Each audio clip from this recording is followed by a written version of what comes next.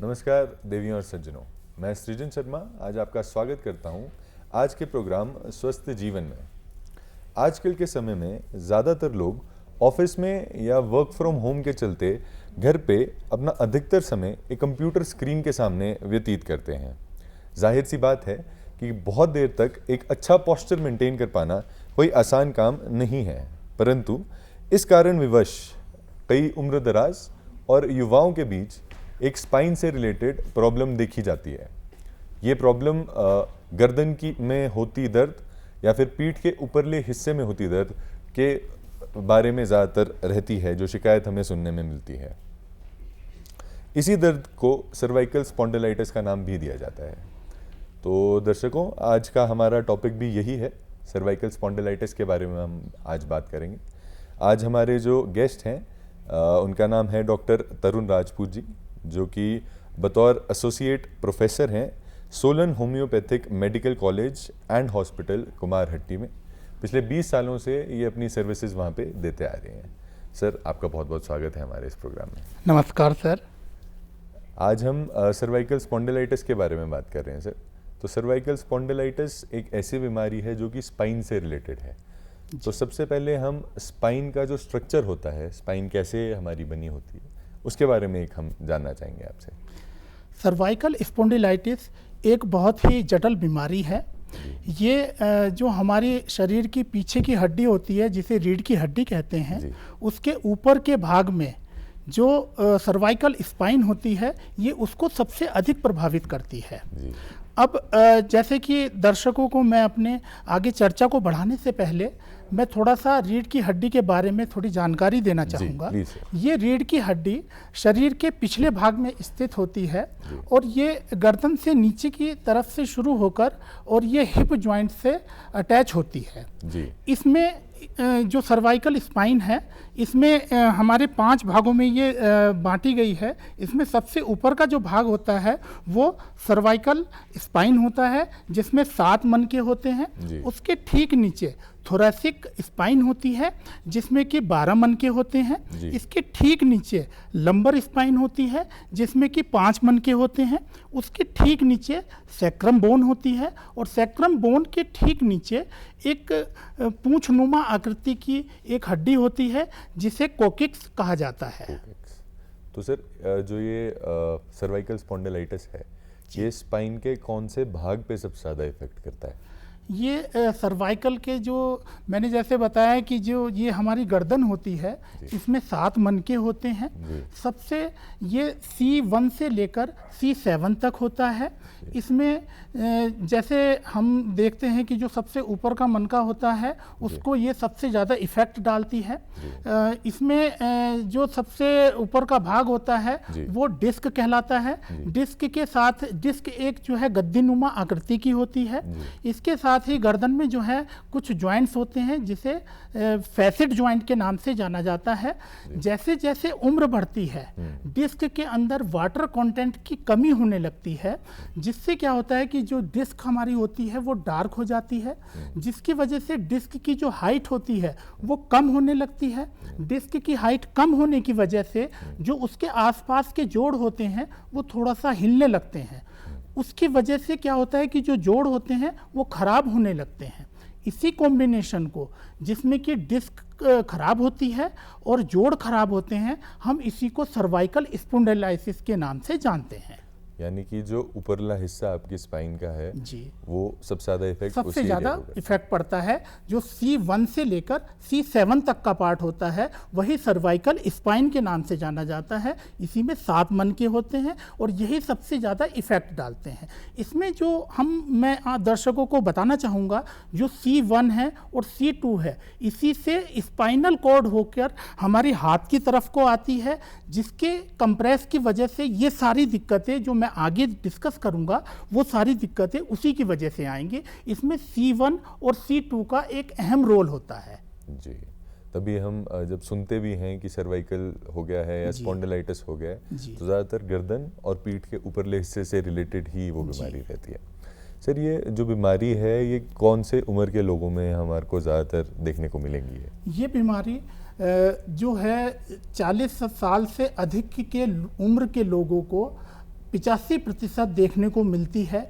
इसमें महिला और पुरुष दोनों शामिल हो सकते हैं, लेकिन ऐसा नहीं है कि जो आज का सिनेरियो चल रहा है, हम देख रहे हैं कि आजकल छोटे बच्चे भी हमारे पास आते हैं और हम उसमें देखते हैं कि उनको भी सर्वाइकल स्पॉन्डिलाइटिस की दिक्कत होती है, जिनकी उम्र 15 से लेकर 20-22 साल की होती है, उसमें भी ये दिक्कत आजकल बहुत देखने को मिल रही है।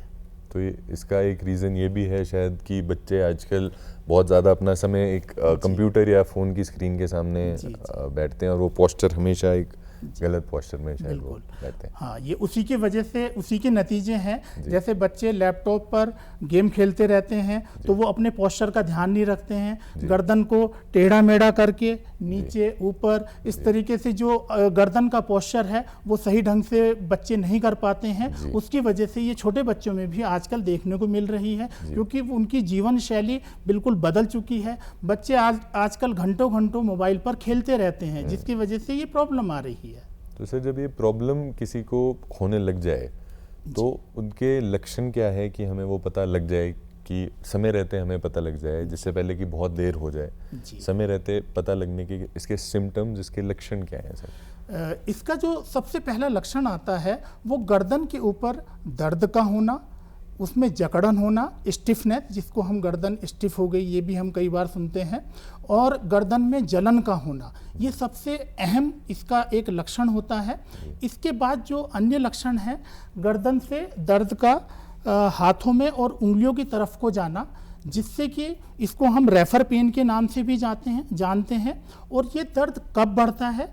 जब मरीज उठता है, बैठता है, खांसता है, छींकता है, तो उससे ये दर्द बढ़ने लगता है। कई बार क्या होता है कि सर में दर्द होता है, सर का दर्द पीछे की तरफ गर्दन में ज़्यादा होता है, और कंधा, इस कंधे की तरफ भी दर्द का होना, ये भी इसका एक अहम लक्षण है। इसके एक जो इम्पोर्टेंट लक्षण होता है, जो आगे की टिप होती है, हमारी उंगलियों की टिप होती हैं, उसमें सुन्नपन का होना, नंबनेस जिसको हम बोलते हैं, और टिंगलिंग सेंसेशन, जिसको हम चींटी का चलना भी बोलते हैं। कई बार हमारे पास मरीज आते हैं, वो इस तरह की शिकायत लेके आते हैं कि मेरी उंगलियों के आगे एक चींटी सी चल रही है। तो इसको हमने बिल्कुल, इसका जो प्रोमिनेंट सिम्टम है वो यही होता है कि आगे नंबनेस का होना और टिंगलिंग सेंसेशन का होना, ये बहुत इंपॉर्टेंट सिम्टम है इसका। सर, जो ये टिंगलिंग सेंसेशन है, ये हमारे उंगलियों के आगे वाले भाग पे ही होगी या शरीर में और भी कहीं महसूस कर सकते हैं? ये सिर्फ जो सर्वाइकल स्पॉन्डिलाइटिस का जो सिम्टम है, ये सिर्फ हमारे उंगलियों की आगे होती हैं। उसकी वजह क्या होती है कि जैसे मैंने स्टार्टिंग में बताया कि मन का जो C1 और C2 मन का होता है, उसमें स्पाइनल कॉर्ड हमारी, वो उस स्पाइनल कॉर्ड हमारी हाथ की तरफ ही जाती है। उसके दबाव की वजह से ये टिंगलिंग सेंसेशन आता है, क्योंकि ब्लड का जो फ्लो है वो आगे की तरफ नहीं हो पाता है और नर्व सप्लाई थोड़ी कम हो जाती है, उसकी वजह से ये सेंसेशन होता है इस तरह का। जी, तो जैसे भी आपने बताया कि 85% से ऊपर की जनता जो है, 40 वर्ष से जो ऊपर है, वो इस बीमारी से पीड़ित हैं। जी, तो मतलब दुनिया के बहुत सारे लोग इस बीमारी से पीड़ित हैं। तो कारण क्या होते हैं इनके, कि किस वजह से ये हमारी बीमारियां लोग पकड़ लेते हैं इस बीमारी को? क्या बहुत सारे कारण होंगे, ज़रूर होंगे, तो उनमें से कुछ आप कारण हमें बताएं। जो इसका जो सबसे पहला कारण है, ओवर यूज ऑफ मसल्स, जो मांसपेशियां हैं उसको बहुत ज़्यादा यूज करने की वजह से ये दिक्कत सबसे ज़्यादा देखने को मिलती है। जैसे हम आजकल देखते हैं कि मोबाइल पर लोग घंटे घंटे लगे रहते हैं, जैसे गाड़ी से भी जा रहे हैं या बाइक से जा रहे हैं, तो मोबाइल को कान पे रखकर वो साइड से ऐसे गर्दन की पोजीशन को रखकर कई कई घंटों तक वो बात करते रहते हैं। और हमने देखा है कि हमारे घर में जो महिलाएं होती हैं, वो भी खाना बनाते समय जब कोई फ़ोन आता है तो वो भी कान से लगा के साइड से वो घंटों घंटों तक बात करती रहती हैं। तो ये ओवर यूज, जो मांसपेशियों का ओवर यूज हो रहा है, इसकी वजह से ये दिक्कत सबसे ज़्यादा होती है। इसका अन्य कारण डिहाइड्रेटेड स्पाइनल डिस्क है।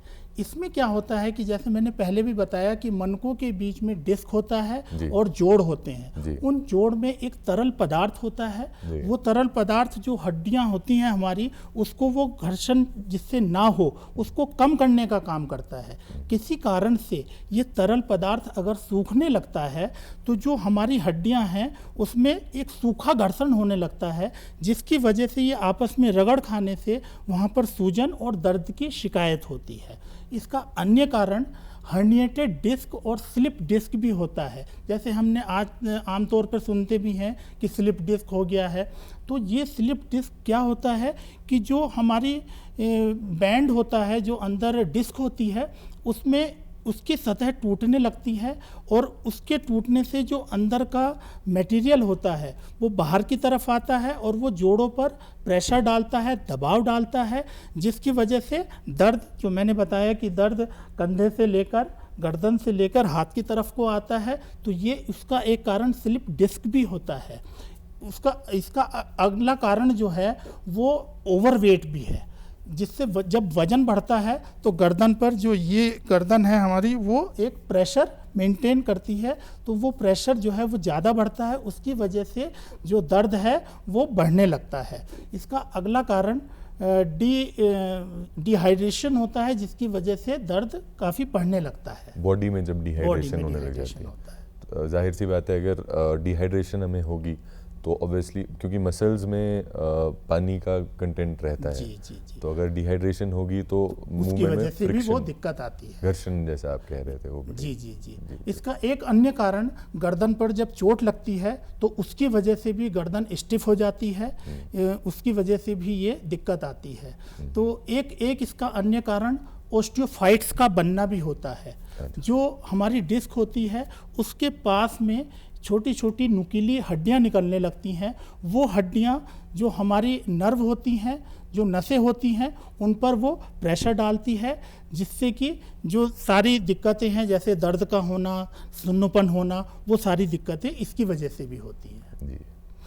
और एक जो पोस्चर का तो आपने बताया ही, जो पोस्चर है एक वो चीज़ है जो हर इंसान अपने जीवन में ध्यान रख सकता है उस चीज़ का, कि अपना पोस्चर एक सही तरीके से वो मेंटेन रखें।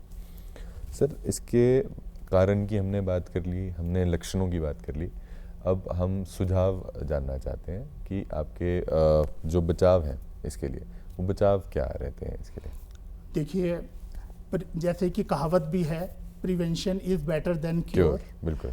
तो कोई समस्या ना हो उससे पहले ही अगर उसका समाधान कर लिया जाए तो वो सबसे अच्छा होता है।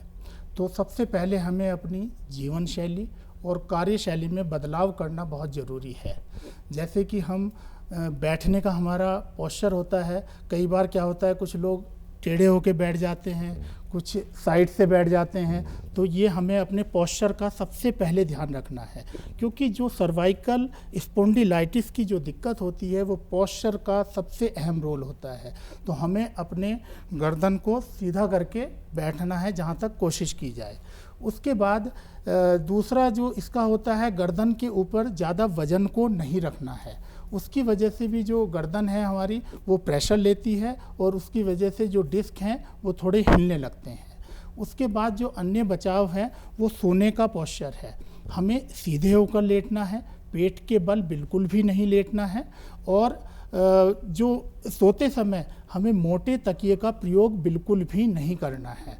इसका हमें बिल्कुल ध्यान रखना है। और एक ही पोजीशन में हमें कॉन्टीन्यूसली, जैसे हम देखते हैं कि ऑफिस में 8-8, 10-10 घंटे कंप्यूटर पे, लैपटॉप पे लोग काम करते रहते हैं, तो ऐसा बिल्कुल भी नहीं करना है। थोड़ा पॉज देके और तब हम अपने काम को कंटिन्यू, अब क्योंकि काम तो करना है, ये भी नहीं है कि हमें अगर बॉस ने 10 घंटे का काम दिया है तो हम उसको सिर्फ 2 घंटे या 3 घंटे में निपटा लेंगे। तो वो हम, उसका एक तरीका ये है कि हम उसमें थोड़ा सा पॉज देके हम उस काम को फिर से कंटिन्यू कर सकते हैं।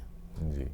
सोने का आपने बताया सर, तकिया, बहुत मोटे तकिए का इस्तेमाल नहीं करना है जी। तो तकिए का एक सही साइज क्या है अगर किसी ने लेना हो तो? जो तकिया है वो हमने अपने जो पोस्चर है, जो हमारे गर्दन का पोस्चर है, उस हिसाब से लेना है। ऐसा भी नहीं है कि हमने तकिया नहीं लेना है, क्योंकि अगर तकिया नहीं लेंगे तो वो भी गर्दन जो है वो पीछे की तरफ को बेंड कर जाएगी। तो एक सर के हिसाब से जितना हमको कंफर्ट लगता है उस हिसाब से हम तकिया लेंगे। अत्यधिक मोटे तकिए का मतलब ये है कि जो बहुत कई बार 2-2, 3-3 तकिए लेके हम सो जाते हैं, तो वो हमने बिल्कुल नहीं करना है, क्योंकि उससे गर्दन का पोस्चर खराब हो जाता है। आपने एक बहुत अच्छी बात अभी बोली, precautions are better than cure, prevention are better than cure. जी, तो ये बहुत अच्छी एक कहावत है जो हमें सुनने को बहुत बार मिलती है। तो प्रिवेंशन के लिए, ये बीमारी से अगर हम रहित रहना चाहते हैं, प्रिवेंशन जो आपकी है उसके लिए मैनेजमेंट कैसी रहेगी, कैसे मैनेज करें उसको? देखिए, इसके लिए जो सबसे पहला मैनेजमेंट होता है वो आइस पैड का है। गर्दन के ऊपर आइस पैड को हम लगाएंगे। इसमें मैं एक बात अपने दर्शकों को ज़रूर बताना चाहूँगा कि गर्म सेक बिल्कुल भी नहीं करना है, क्योंकि जनरली क्या होता है, जब भी कोई दर्द होता है तो हम आम तौर पर गर्म जो है सेक करना शुरू कर देते हैं, लेकिन सर्वाइकल स्पॉन्डिलाइटिस में बिल्कुल भी गर्म सेक नहीं लगाना है। इसमें जो है हमने कोल्ड पैक का ही यूज करना है। इसके लिए दूसरा जो है वो हमें अपने पोस्चर का ध्यान रखना है। टेढ़े मेढ़े तरीके से हमने गर्दन को यूज नहीं करना है। इसके लिए कुछ हम व्यायाम भी कर सकते हैं, जैसे कि गर्दन को एक हम राइट साइड में लेके जाएं धीरे धीरे।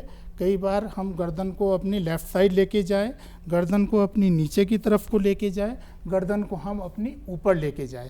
ये हम 5 से 10 मिनट तक ये प्रोसेस कर सकते हैं। इसमें एक जो व्यायाम है वो नेक स्ट्रेचिंग होती है। इसमें नेक स्ट्रेचिंग में हम क्या करते हैं कि अपने दोनों हाथों की उंगलियों को इस तरीके से रख के और पीछे गर्दन की तरफ हम लेके जाएंगे, और ये अपनी बाहों को ये हम फैलाएंगे और इससे हम अपोजिट प्रेशर देंगे, यानी कि हाथ से नेक की तरफ को और नेक को हाथ की तरफ, इस तरीके से स्ट्रेचिंग वाली पोजीशन हम करेंगे। दूसरा, इसमें हम अपने हाथ को कंधे की तरफ लेके और ये क्लॉकवाइज और एक बार क्लॉकवाइज और एक बार एंटी क्लॉकवाइज हम इस तरीके से हम इसको करेंगे। इसमें हम फिजियोथेरेपी का भी काफ़ी बड़ा रोल होता है। फिजियोथेरेपी से जो गर्दन है उसमें काफ़ी दर्द को राहत मिलती है। इसमें मांसपेशियां फैल जाती हैं, जिससे कि मांसपेशियां मजबूत होती हैं और दर्द को राहत मिलती है। जैसे आपने सबसे पहले बात की, गर्म सेक नहीं देना है उसकी। जी।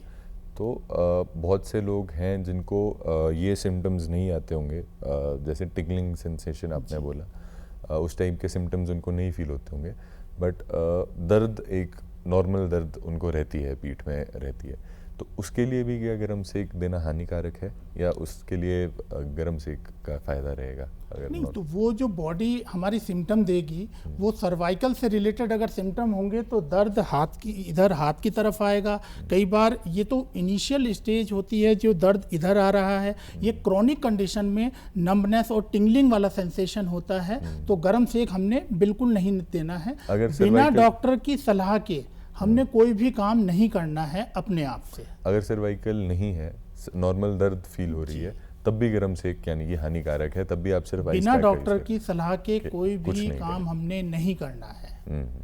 जी सर, आपने मैनेजमेंट के बारे में हमें बताया। आपने बोला फिजियोथेरेपी बहुत एक रोल प्ले करती है, और कहीं ना कहीं हमारा डाइट का भी उसमें रोल रहता है। डाइट का क्या रोल रहता है, उसको थोड़ा सा हम इलैबोरेट करेंगे सर? देखिए, डाइट का जो हमारा खान पान है उसमें इसका बहुत अहम रोल है। इसमें सबसे पहले मैं बताना चाहूँगा कि हम इसमें क्या लेंगे। तो इसमें सबसे पहले हम कैल्शियम रिच फूड का इस्तेमाल करेंगे। कैल्शियम हड्डियों के लिए बहुत ही उपयोगी तत्व है, इससे हड्डियां मजबूत होती हैं। ये हमारे दूध में और दूध से बने प्रोडक्ट में मिलता है, जैसे कि दही में और पनीर में। इसके बाद अंकुरित अनाज में ये मिलता है, और सोयाबीन में भी ये प्रचुर मात्रा में मिलता है। इसके बाद ओमेगा 3 फैटी एसिड हम लेंगे। इससे क्या होता है कि ये एक तो दर्द को कम करता है और ये सूजन को भी कम करता है। ये ओमेगा 3 फैटी एसिड सबसे ज़्यादा सोयाबीन में, साल्मन फिश जो नॉन वेजिटेरियन है वो इसको ले सकते हैं। केले में सबसे ज़्यादा होता है और अलसी के बीज में होता है। इसके बाद जो हम अगली डाइट है वो मैग्नीशियम रिच फूड लेंगे। मैग्नीशियम जो हमारी मांसपेशियां होती हैं उसको मजबूत बनाने का काम करता है। ये जो है सबसे ज़्यादा अमरूद में, अखरोट में, ये सबसे ज़्यादा मिलता है। इसके बाद विटामिन डी भी हम ले सकते हैं। विटामिन डी जो है वो हमारी हड्डियों को मजबूत बनाने का काम करता है। और विटामिन डी तो वैसे भी हम फ्री में ले सकते हैं, जैसे कि सन लाइट होती है, लेकिन क्योंकि भाग दौड़ वाली ज़िंदगी है तो उसमें हम वो भी नहीं फ्री में ले पाते हैं। तो इसके लिए मैं बता देता हूँ कि सी फूड ले सकते हैं, मछली ले सकते हैं, अंडा ले सकते हैं, और मछली का तेल भी हम ले सकते हैं। जो मछली का तेल, इसके कैप्सूल भी मिलते हैं, कॉड लिवर कैप्सूल के नाम से, कॉड लिवर ऑयल का जो कैप्सूल आता है वो भी हम अपनी डाइट में इसको हम शामिल कर सकते हैं। अब हमने क्या नहीं लेना है, सबसे पहले ये बहुत इम्पोर्टेंट है, हमने क्या नहीं लेना है अपनी डाइट में। तो सबसे पहले रेड मीट बिल्कुल भी नहीं लेना है। नमक और चीनी, ये सफ़ेद चीज़ें जो है ये हमने खाने में कम लेनी है। ये कम क्यों लेनी है? क्योंकि इससे दर्द बढ़ता है और सूजन भी बढ़ती है। तो ये हमने अपनी डाइट में कम लेना है, नहीं तो मतलब ही नहीं बनता है, लेकिन हम इसको कम कर सकते हैं। इसके बाद हमने धूम्रपान और मदिरा का सेवन बिल्कुल भी नहीं करना है। तो हमने इन चीज़ों का ध्यान रखते हुए अपनी डाइट को हम मेंटेन कर सकते हैं। ये कहीं ना कहीं देखा जाए हमें पता ही होता है कि जो हमारी डाइट के रिलेटेड ख़राब चीज़ें हैं, फिर भी हम इनका सेवन करते रहते हैं, और उन्हीं चीज़ों को छोड़ने के कारण हम बहुत सारी बीमारियों से मुक्ति पा सकते हैं। सर्वाइकल स्पॉन्डिलाइटिस भी है और बाकी चीज़ें भी हैं जिनसे हम मुक्ति पा सकते हैं। बहुत सारी बीमारियाँ हैं, चाहे वो लिवर से रिलेटेड हो, डाइजेशन से रिलेटेड हो, स्टमक से रिलेटेड हो।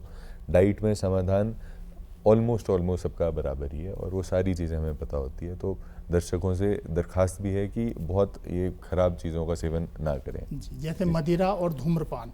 इसके लिए तो मैं हर जो मेरी ओपीडी में मरीज आता है उसको मैं दरख्वास्त करता हूँ, हाथ जोड़ के रिक्वेस्ट करता हूँ कि ये दो चीज़ें आप बिल्कुल मत लीजिए। जी सर। सर जैसे आप बतौर एसोसिएट प्रोफेसर होम्योपैथिक डिपार्टमेंट में आप पिछले 20 साल से सर्व कर रहे हैं, तो होम्योपैथी कितनी सक्सेसफुल है इसे सॉल्व करने में, सर्वाइकल स्पॉन्डिलाइटिस? होम्योपैथी 100% सक्सेसफुल है, क्योंकि मैं सबसे पहले होम्योपैथी का सिद्धांत आपको बताना चाहूँगा। ये सिमिलिया सिमिलिबस क्यूरेंटर पर आधारित होती है। इसका एक बेसिक सिद्धांत है, यानी कि लाइक क्योर लाइक।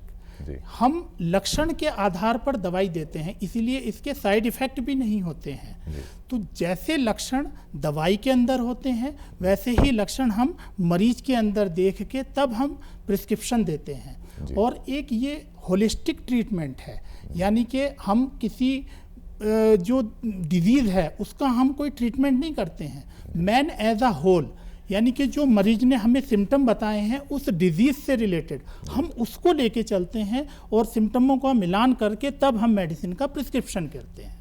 जी, कई लोग आज की डेट में क्या करते हैं कि जो डॉक्टर के पास जाने के अलावा लोग एक इजी ऑप्शन अपनाते हैं। लोग गूगल पे चल जाते हैं, सर्च करने लग जाते हैं, या सोशल मीडिया पे, इंस्टाग्राम पे, फेसबुक पे, यूट्यूब पे भी, यहाँ तक कि कुछ ना कुछ इन्फॉर्मेशन लेने की कोशिश करते हैं ताकि उन्हें डॉक्टर के पास जाने का उनका या समय बच जाए या खर्चा बच जाए। उनका कोई भी उनका अपना रीज़न हो सकता है।